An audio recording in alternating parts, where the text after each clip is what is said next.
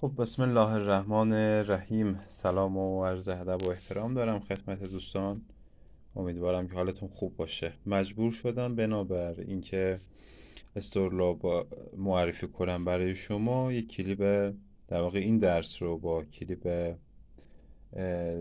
گوشی، در واقع با دوربین گوشی ضبط بکنم و این رو برای شما ارسال بکنم. خب ببینید، ما در استرلاب ها یک صفحه داریم به اسم صفحه آفاقیه که در اون نسبت به عرض جغرافیایی که در اون شهر وجود داره، مثلا برای شهر تبریز میتونه که یک عرض جغرافیایی تا طول 38 درجه و اندی این موضع رو داشته باشه و نوع ترسیم رو که چند درجه باشه. حالا من روایی در نظر گرفتم در نوع ترسیم این صفحه. خب میتونه که برای ما این مواضع رو به همراه داشته باشه که ما یه صفحه داشتیم باشیم که طول و عرض جغرافیایی در اون لحاظ شده باشه. خب و یک صفحه‌ای داریم به اسم صفحه عنکبوتیه که در اون نسبت به چرخش کره زمین، خب به فرض اینکه کره زمین داره چرخش میخوره،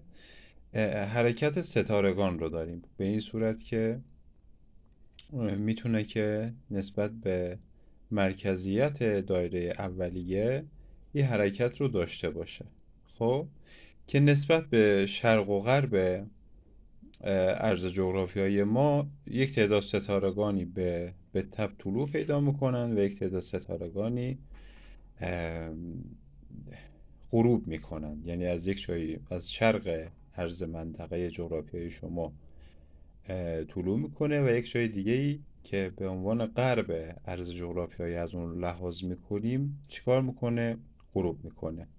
به طلوع و غروب اینها خب حرکت کره زمین گفته میشه. چرا؟ چون این ستارگان نیستن که حرکت میکنن، اینها به حد فاصلی از ما دور هستن که هر 70 و چند سال یک بار 1 درجه فقط حرکت میکنن و اون اصلا به چشم دید ناظر زمینی نمیاد، یعنی با چشم قابل به تشخیص نیست حرکت اونها. حالا زمانی که ستاره‌ای در عرض یا برجی از 12 برج منطقه البروج اگر در شرقی ترین نقطه، یعنی در حال طلوع باشند در عرض شرق جغرافیایی اون شهر، مثال برای تبریز، خب چی میگن؟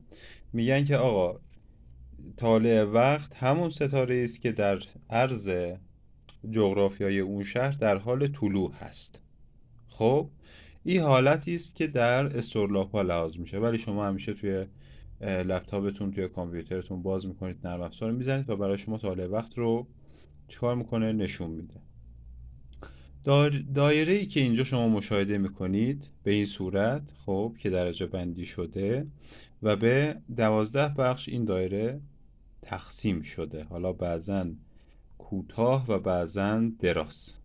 خب دقت بکنید، اینجا ما یک تعداد ستارگانی داریم که حلول، در واقع طلوع و غروب اونها زودتر اتفاق میفته نسبت به دیگر بروجی که وجود داره. خب این علتش اینه که بعضا ما یک تعداد بروجی داریم که صور اونها بیش از حد از دیگر ستارگان هست. خب مثال میگم، به این نوع ستارگانی که زودتر طلوع و غروب میکنن، یعنی حجم محدوده اونها کمه، به اصطلاح چی گفته میشه؟